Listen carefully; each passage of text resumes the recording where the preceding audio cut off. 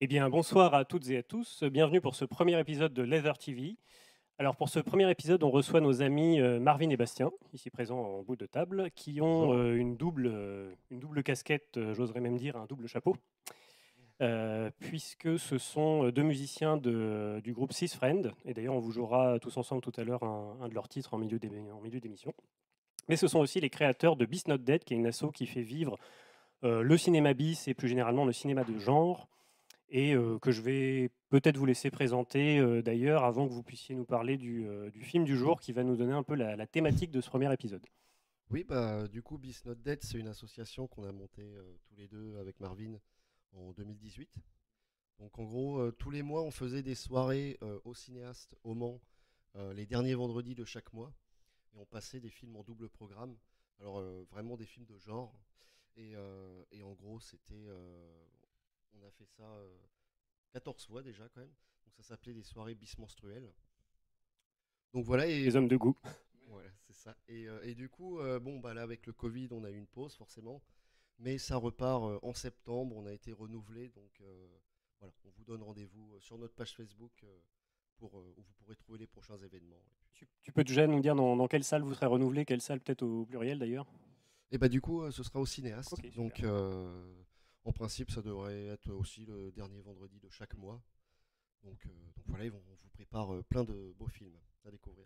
Et d'ailleurs, oui, j'en profite pour dire que nous, on a été assez souvent présents à ces soirées-là, que c'est d'ailleurs comme ça qu'on s'est rencontrés. En fait, on a Complètement, ouais. l'origin story, c'est que dans les chiottes du lézard avec Florian, on a vu un incroyable poster pour une des premières soirées qui était consacrée au film post-apocalyptique italien.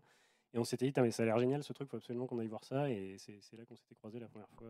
Voilà, c'est le début de nos aventures. Et ouais, et un des derniers films qu'on a vu, c'était donc le film du jour qui s'appelle Blue Jean Cops, qu'on a absolument surkiffé parce que c'est complètement génial. Et voilà, c'est pour ça qu'on voulait vous en parler un mot, nous en disiez un mot, pardon, aujourd'hui.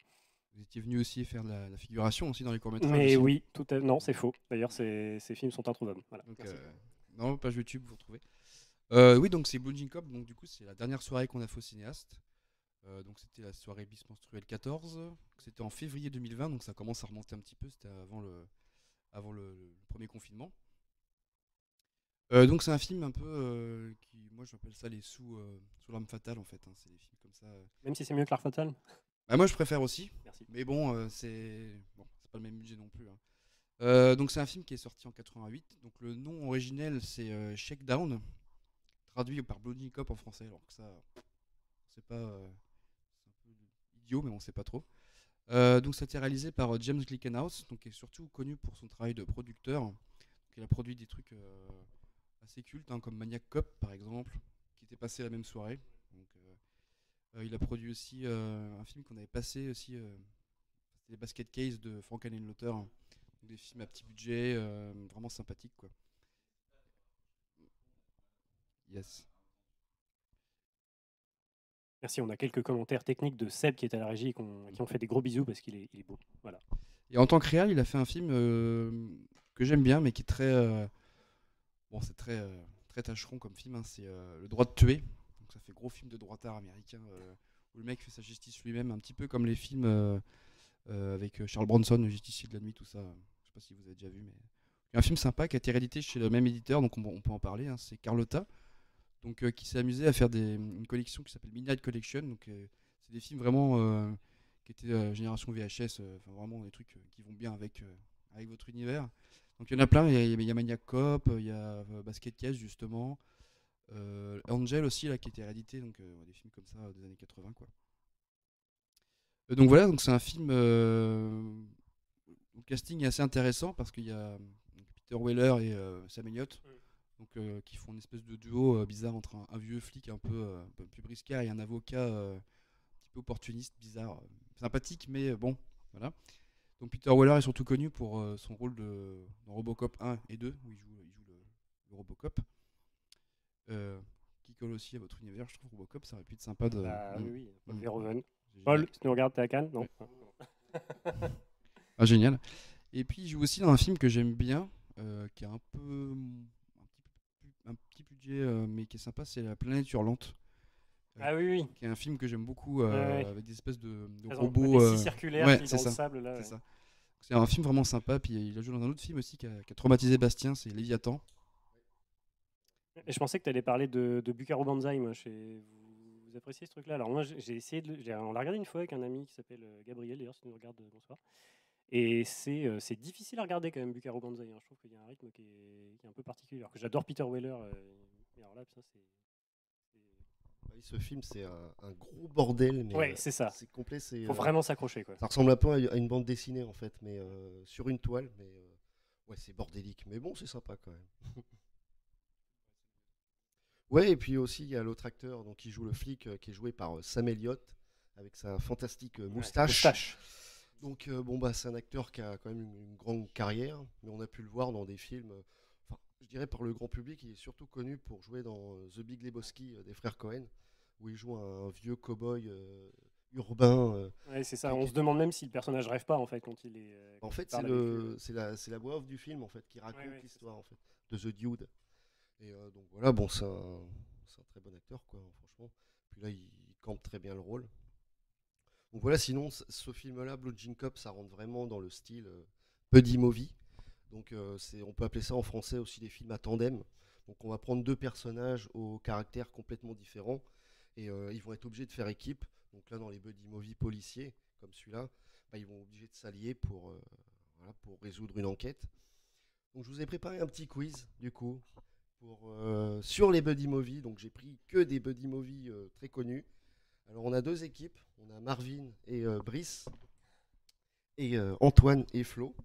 Donc alors je vais vous donner des noms des films avec les réalisateurs de buddy movie et il faudra donner le plus rapidement le duo d'acteurs principaux en fait. Parce que ça va toujours par deux. Ça va toujours par deux les buddy movies et puis bon, si vous n'y arrivez pas, je vais vous aider. Donc alors le premier, on commence simple. L'arme fatale de Richard Donner. Mel Gibson et Danny Glover. Un point là. Ouais, c'est vrai que aussi vous n'avez pas de micro. L'avantage du micro, c'est un avantage technique. Oui, c'est vrai que ça. On est déjà équipé. On se désolidarise dans l'équipe adverse. Oui, voilà, on va faire ça. Voilà, ok, donc allez, premier point pour Antoine et Flo. Deuxième, attention, double détente de 88 de Walter Hill. Arnold Schwarzenegger et. Putain, j'allais dire Rob Schneider, mais c'est pas lui. Non. Non. Comment il s'appelle déjà lui? Il a un frère qui est acteur aussi. Ah oui, c'est Oui. James Belushi. Ouais, c'est ça. Oui. C'est ça. Alors, ensuite, Tango and Cash de 1989. Kurt Russell et Sylvester Stallone. Il est rapide, Antoine. Faut te calmer, hein. Je veux mon lot, moi. Qu'est-ce qu'il y a à gagner là? Seb, non? Je sais pas. Et vous avez remporté un magnifique Sébastien Flambard Neuf. Alors attention, un film sorti en 90, un petit peu moins connu, La Relève de Clint Eastwood. Gérard Jugnot et. Bourvil? Bourvil, ouais, Gérard Jugnot et Bon, il Bourvil. y en a un, c'est le réel, donc c'est pas trop dur.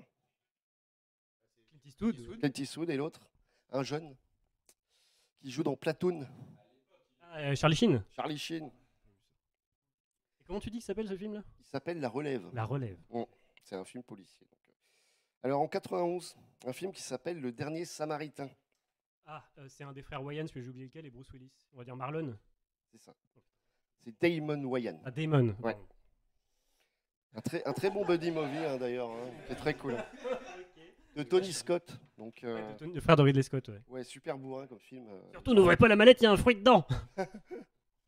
Alors attention, La Manière Forte en 91. Ah, c'est James Woods et Michael J. Fox. C'est ça. Il est génial ce film d'ailleurs, faudrait qu'on le mate. On aurait dû mettre des buzzers. Mais le truc, c'est que c'est. Ouais, c'est ça. Enfin, je sais pas, est-ce que c'est pas assez bis ou genre pour que vous le diffusiez celui-là, mais c'est vrai qu'il est vraiment cool quand même la manière forte, parce que c'est vraiment pas le plus connu des films de ce Ouais, genre-là, il est complètement, vraiment sympa. Il est assez trouvable en DVD, on le trouve souvent dans des caches. James Woods, enfin voilà, il c'est quand même. Ouais, carrément. Ouais, c'est carrément. Attention, Bad Boys de Michael Bay. Bon, il y en a un qui est simple. Smith, c'est Martin Lawrence. C'est ça. Putain, il est chaud, lui. Bon, attention, l'autre équipe, là, ils peuvent mettre un point, mais il faut être très rapide, parce que c'est très, très connu. En 95, Une journée en enfer. Et Samuel Jackson. Oui, bah ouais, voilà, c'est ça. Hein. C'est moi qui ai le chauve. Balèze, balèze. Un truc plus récent, Hot Fuzz. Ah, de Edgar Wright. attends, on l'a vu il y a pas Simon longtemps. Pegg et. Oui, Simon Pegg et Ouais, Nick Frost. Ouais. Nick Frost. Un demi-point. Je pense pas que tes spectateurs sont plus rapides qu'Antoine. À mon avis, ils sont largués là. Tu leur pourris le jeu, Antoine, tu es Ouais, chiant. c'est ça. Alors Ah, attention, je sais pas à qui ça peut bien être. l'avant-dernier, un film qui est sorti en 97 de Tsui Hark, qui s'appelle Double Team. Et c'est un casting qui est complètement improbable. C'est Jean-Claude Van Damme Ouais, et voilà. le basketteur, putain, je connais que Attention. lui, Dennis Rodman. Dennis Rodman, c'est ça. Balèze. C'est Choi Hark qui a fait ça? Ouais. Ah, la vache. Il a détesté Tsui Hark et le film est à chier, mais c'est horrible. Mais c'est assez drôle, le méchant est joué par Mickey Rourke. Et le dernier, aussi un casting un peu bizarre, Casting 2 étoiles. donc. Rush Hour, sorti en Jackie 97. Chan et Chris Chan. Rock. Non, c'est Non, Chris Tucker. Voilà, Chris Tucker, oui. Tucker, Chris Tucker et Jackie Chan. c'est ça. Bon bah je crois qu'on a un très grand connaisseur des buddy movies des années 80-90. Ah, là. ouais, je ne sais pas. Alors pourtant, écoutez, je n'avais rien préparé, mais Et bah balèze, je trouve bien que joué. la plupart de ceux-là, je les ai quand même vus. Il y a une feuille avec les réponses là. Ah non, c'est faux. Non, pas du tout. Ça, c'est Bébrice, laisse pas traîner tes trucs là. Enfin, je ne sais pas. Eh bien c'est tout pour moi du coup. Eh ben, dans ce cas-là, peut-être que c'est le moment. Je sais pas, je parle sous le contrôle de Seb. Est-ce qu'on peut prendre le temps de s'installer un peu pour faire un morceau de Six Friends? Ouais. Alors, on va vous jouer The Way of Sorrow, qui est issu du premier album de Six Friends. Tu veux peut-être nous en dire un mot, Marvin, peut-être de cet album-là aussi? Oui, bah ce morceau-là, c'est bon, c'est le seul album qu'il y a donc à Caen. Donc voilà, c'est l'album qui est sorti il y a presque 2 ans, Beau temps de scène, qui est sorti voilà, en 2019. Donc c'est le premier morceau de l'album. C'est un morceau qu'on joue depuis très longtemps et voilà quoi. Et on a choisi de leur proposer de le jouer avec nous aujourd'hui parce que, je sais pas, il est bien ce morceau. Je trouve que ça sonne, c'est cool. Bah, ça représente bien notre univers, qu'on va dire. Oui, c'est ça, c'est assez représentatif Ouais. et on va essayer de pas trahir la patte de Six Friends. Et ben on va laisser notre excellent Seb à la régie peut-être nous envoyer une petite transition pour nous laisser le temps de mettre les instrus et tout le tintouin et de pouvoir jouer. Ça va pas durer très longtemps, ne vous éloignez pas.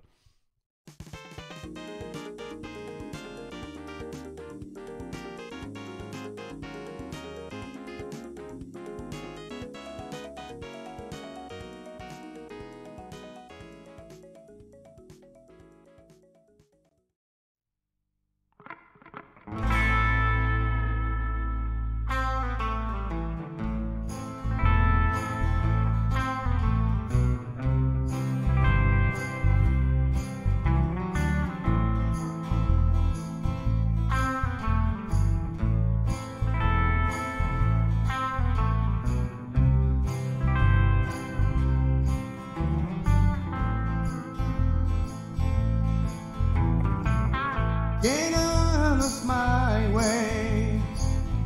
They'll prevent me from being free. I just want to go out from this prison of pain and ice.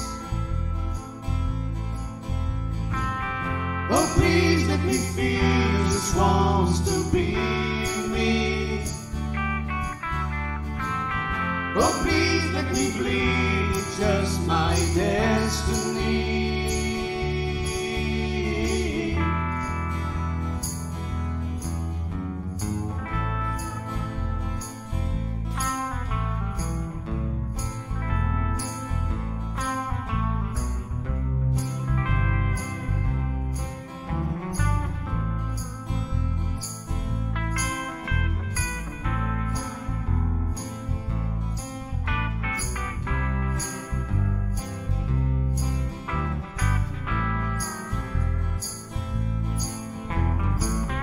Sad I'm angry today.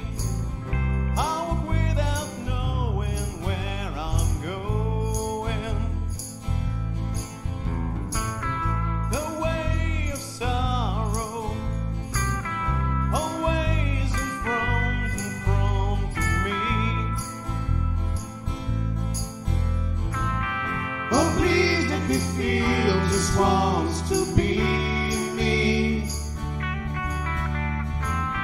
Oh, please let me bleed, it's just my destiny.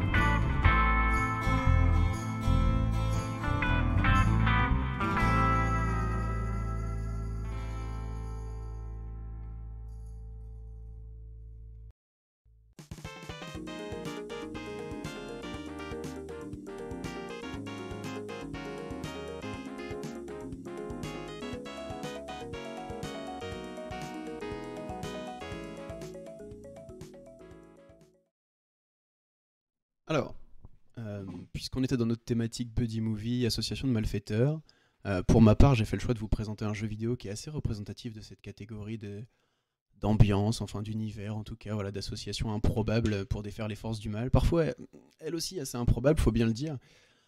On va parler aujourd'hui de Rolling Thunder 2. Alors, je suis assez porté rétro gaming, j'aurais pu choisir quelque chose d'un petit peu plus contemporain, mais c'est moins ma chapelle. Moi, je suis plus de l'école du gros pixel.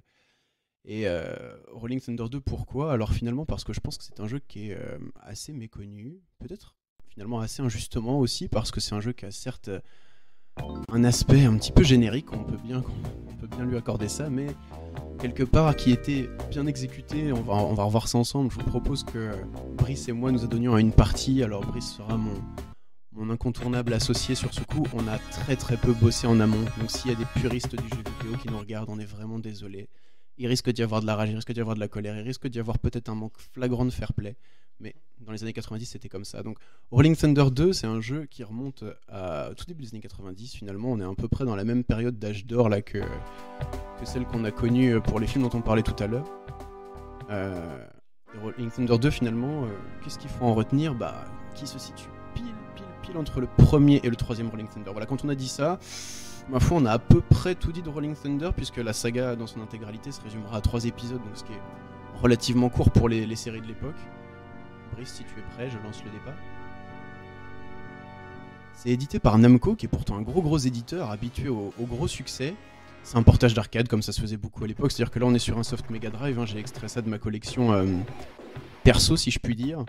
Et on est sur quelque chose d'assez punitif, c'est-à-dire que dans les standards du genre, on pourrait presque dire que Rolling Thunder c'est un Dark Souls-like, c'est-à-dire on fait que de crever, c'est assez violent, mais c'est du coup le plaisir d'arriver au bout des niveaux et sans pareil. Donc moi j'incarne la magnifique Layla, donc là je me trouve sur le balcon supérieur, Brice est juste en dessous, Brice qui est l'Albatros, donc sans doute un peu le personnage charismatique du binôme. Moi je pense que je suis un peu le parent pauvre, hein. On est quand même au début des années 90 et puis je suis une nana donc faut pas exagérer, je peux pas non plus récolter toute la gloire, mais déjà j'ai un chemisier.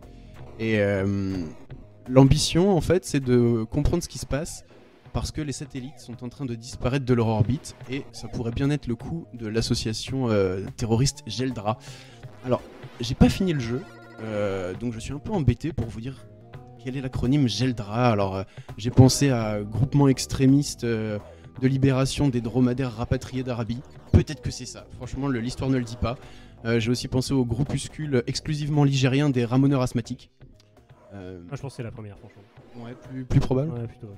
Donc, en tout cas, Geldra sont de grands méchants, et il faut les empêcher de nuire, et c'est pour ça que Albatros et Layla sont sur le pont. Pour les plus rompus d'entre vous à l'exercice, vous aurez repéré l'interface. Oh non, mon Brice décède en direct sous vos yeux. Ne pleurez pas, chers téléspectateurs, le checkpoint n'est pas loin, je vais essayer de ranimer Brice. Sinon je quitte le plateau, hein, je préfère pas. Ah oui, Oui. donc je suis un peu sous pression en même temps. C'est Non. vrai qu'un buddy movie, quand il manque le deuxième buddy, c'est pas le même charme quoi. Donc j'ai besoin de récupérer mon Albatros, il est là, il est couché. Il attend. Ça va passer. Fais-moi confiance. Je sors celui-là. Donc Geldra sont vraiment des gros durs de terroristes, mais malgré tout des terroristes bien ordonnés, puisque derrière la boîte on vous dit que vous pourrez vous abriter derrière les boîtes de douilles usagées. Donc c'est quand même les seuls terroristes à ma connaissance qui ramassent les douilles usagées puis qui les rangent bien proprement dans des caisses quoi. On est loin de... C'est une contrepétrie ça, se cacher derrière une boîte de douilles usagées, non? Je l'ai pas, mais franchement je serais pas surpris. En tout cas voilà, ça reste du terroriste bien polissé hein, qui porte son masque sur son pectoral. Alors ça c'est pareil hein, en termes d'anonymat. T'es mort Brice? M'abandonne si près du but.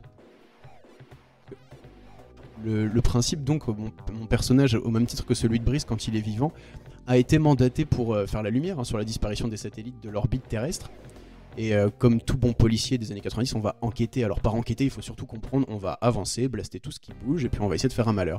Donc ça vous donne une bonne idée de ce qu'est le pitch du jeu. Donc là on arrive au bout du round 1, avec des petites larmes de sang quand même, déjà ça commence à tirer, Brice est sur son dernier crédit. Globalement, qu'est-ce que je peux vous dire de ce jeu si ce n'est que personnellement je le trouve quand même très beau, très coloré. Je trouve que la musique est super cool moi. La musique est folle, faut se dire que c'est assez rare que un jeu de cette nature qui se veut run and gun, même si le rythme n'est pas aussi effréné que ce qui pouvait se faire à l'époque dans un registre analogue, je pense à Contra, des trucs comme ça où c'était vraiment la folie, l'hystérie machin. Là le rythme est un peu moins soutenu, mais pour des jeux de ce calibre, avoir pensé à la coop locale au début des années 90, c'est dingue. Et surtout, vous avez un mode jukebox dès le menu titre. Ça, c'est exceptionnel. Je sais plus qui a fait ça. Peut-être Sonic Pinball. C'est un chien ou une panthère, ça? C'est une panthère mais digitale, t'as vu quand Brice la tue, elle s'effondre en petites miettes numériques, enfin c'est difficile à... Oh non mon dieu. Tu sais que t'as réussi dans la drogue quand t'as un truc de garde, t'as une panthère quand même. Une panthère numérique. Ouais, c'est quand même le cran au-dessus quoi. Donc Brice me fait faux bon, je pense que je ne vais pas tarder à m'éteindre à mon tour. Courage Leïla. Il y a un truc pour les panthères, quand elles arment le saut, il faut tirer juste avant, voilà c'est... Ça m'amène un peu à vous dire un peu à qui se destine ce jeu finalement. Bon, en 2021, qui joue à ça? Franchement, personne ou très peu de gens. Je m'attendais à retrouver beaucoup d'infos sur ce jeu pour soutenir un petit peu le laïus que je vous fais là, enfin que je vous propose en tout cas. Et finalement, il n'a pas marqué son temps plus que ça ce jeu puisqu'il correspond en tout point aux standards de l'époque. Donc c'est un peu injuste pour les qualités qu'on lui a relevées tout à l'heure. Hein. L'animation, franchement, c'est fluide. Moi je prête, alors c'est du détail d'expert, mais le fait de sauter avec les pattes arc-boutées, c'est quand même... vous avez tellement de jeux à l'époque où les mecs sautent avec les pattes raides comme des bouts de bois. Là c'est quand même le petit plus, quoi, le petit soin du détail où voilà, c'est dynamique, c'est vivant, on s'y croit. Alors là mon Brice, je te dirais de serrer les fesses, blaste tout ce que tu peux dans ce gros vilain robot. On parlait de Robocop tout à l'heure, on est un peu là-dedans. Alors il va pas nous lâcher donc il faut qu'on recule. Recule quand la cible est sur toi Brice, non. Normalement, il me touche. Là, on est avant ou après le premier Street of Rage, par exemple? Ah là, on est après. Après. On est après le premier Ouais. Street of Rage, mais alors ça se joue à un mouchoir de poche, quoi. Ouais, C'est ouais. vraiment, Parce que le Street of Rage, ça me paraît quand même encore un cran au-dessus. Là, tu parlais Ouais. de l'animation des personnages, quand les détails, quand ça saute, quand ça. Ouais. Tout ce que tu veux. C'est là qu'on voit que c'était vraiment génial, quand même. Street of Ouais, non, mais ça, on sera pas sans en reparler dans nos émissions ultérieures. Certes. On est dans le Buddy Movie. La prochaine fois qu'on est dans le bottage de cul de la rue, enfin, voilà, on fera une émission. C'est un même. thème très ça. intéressant. Et oui, le potage de cul de la rue, on invitera donc tous les loulous de la ville. Donc voilà, on va peut-être pas jouer beaucoup plus longtemps parce que finalement on va pas non plus vous spoiler le plaisir du jeu. Vous pouvez vous y risquer, franchement, si vous avez un petit peu d'expérience. Après, si vous vous dites, je vais me remettre au rétro gaming par le biais de ce jeu, franchement, je vous dis, passez votre chemin. C'est trop violent, c'est trop dur. C'est un coup à vous dégoûter. Si vous avez repris en main les consoles 16 bits depuis 20 ou 30 heures, que vous avez joué un petit peu, que vous avez récupéré tous ces automatismes là d'analyse de patterns chez les adversaires, etc. Ça reste un jeu qui est très jouable et très plaisant, mais qui peut être une... Wow, j'ai failli me prendre une grenade. Qui peut être une certaine source de frustration aussi parce qu'il est super exigeant, quoi. Donc voilà, c'est ce que je peux vous dire de Rolling Thunder. Après, encore une fois, ce n'est que mon avis. J'ai pas vocation à être expert ni rien. Mais j'avais le choix entre une rubrique jeux vidéo et une rubrique repassage des étoffes complexes, genre chemise, col plat, etc. Et je me suis dit, Oh, mais moi j'aurais bien aimé, moi. On fait ça la prochaine fois? eh ben, je suis un peu moins qualifié, mais je bosserai. Ok. On fait comme ça. Du coup, est-ce qu'on se dit qu'on se referait pas un petit peu de son là? Oui, si, volontiers. Alors, moi j'ai juste peut-être une question pour nos invités, parce que quand je vois la choucroute de Leïla, là, ça me fait immanquablement penser à un film que j'ai revu il y a pas longtemps et que j'aime beaucoup de Ridley Scott, qui est Thelma et Louise. Est-ce qu'on peut parler de Buddy Movie en parlant de Thelma et Louise ou pas? Eh bien, selon Wikipédia, il fait partie de la liste. Ouais, Voilà. parce Donc, qu'il y a ouais. un truc un peu particulier, c'est-à-dire qu'il n'y a pas d'histoire vraiment de police, bah, c'est des nanas qui sont en cavale en fait, en Non. fuite, Oui, et c'est il n'y a ça. pas d'antagonisme, c'est-à-dire que c'est déjà des amis à la base En fait, mais... le Buddy Movie, c'est un peu film de copains en fait. Ouais, ouais. Alors, il y a différents. Ça peut aller vers le Buddy Movie policier, comme on a vu tout à l'heure. Ou road movie. Mais par exemple, les films avec Gérard Depardieu et puis Pierre Richard, Mm. La Chef, tout ça, c'est des Buddy Movies. Ok. Voilà. Même la Grande Vadrouille, c'est une sorte de Buddy Movie. Ouais. C'est très large en fait. Et bien sur ces bonnes paroles, peut-être qu'on va vous proposer effectivement de passer à la dernière séquence, c'est-à-dire que cette fois-ci jouer un morceau de Laser Wings en compagnie de nos amis Marvin et Bastien, et puis voilà, tout simplement se quitter là-dessus. Je pense qu'à ce stade, c'est la dernière fois qu'on parlera dans le micro pour cette émission, à part pour chanter. Donc voilà, merci à ceux qui nous ont regardés ou ceux qui nous regarderont peut-être en rediffusion plus tard. Moi, c'était un plaisir de faire ça. Voilà, on a essuyé les plâtres d'un format qu'on n'avait jamais fait. Et on l'aurait fait avec personne d'autre que vous. Alors, quand je dis ça fait vous, plaisir. c'est-à-dire vous, Marvin et Bastien, mais aussi Sébastien, que vous ne voyez pas, mais je vous assure qu'il est très beau, qui est à la régie, qui s'occupe de cette régie TV improvisée. Voilà, et qu'on va laisser lancer une petite transition, le temps de remettre le clavier sur la table et puis de s'installer pour vous jouer un morceau avant de nous quitter. Salut. À vous les studios. À bientôt.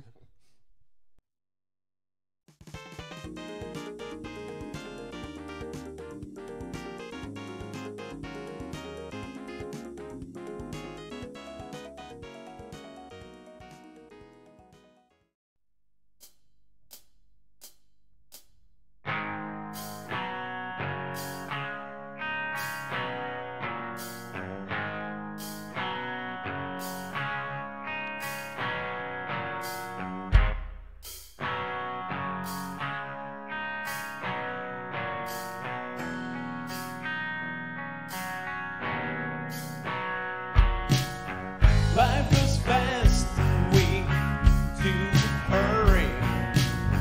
We don't take time to do things correctly. Nights of romance turned into wiki. It's not okay by me. This isn't baby when we're making love, the time should stop. Forget about time and leave it to me.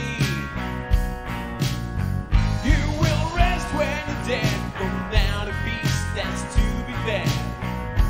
Don't you fall asleep. Whoa, passion. When you sit down the road bed. Oh, when I move in such fashion.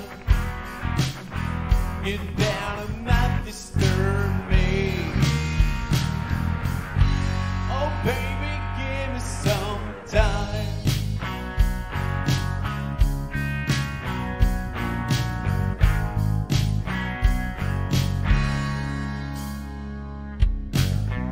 Feel the beat, grab the sheet.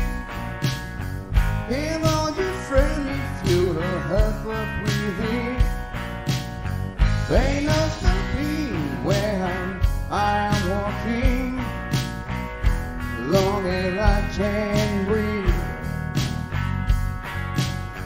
You've heard the Marvin girl from dusk to down in Mickey Mouse. Baby, you know that is the one. Don't care if you ever try, just as long as you don't try.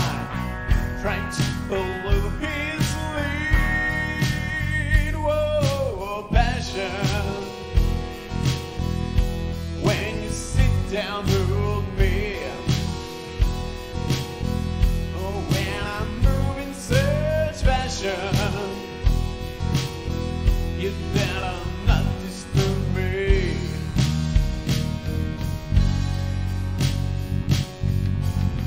Oh, baby. Where have you gone?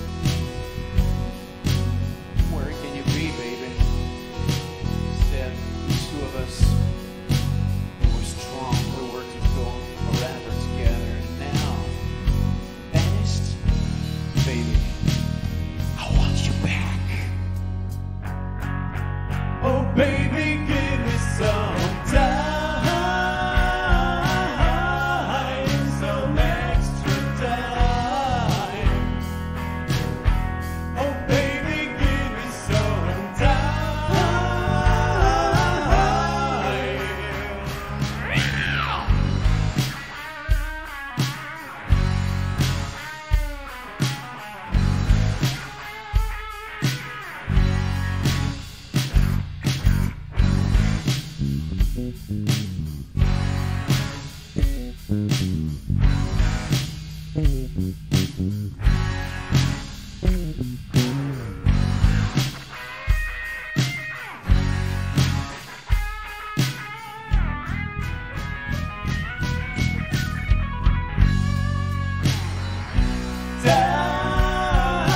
Time, some extra time.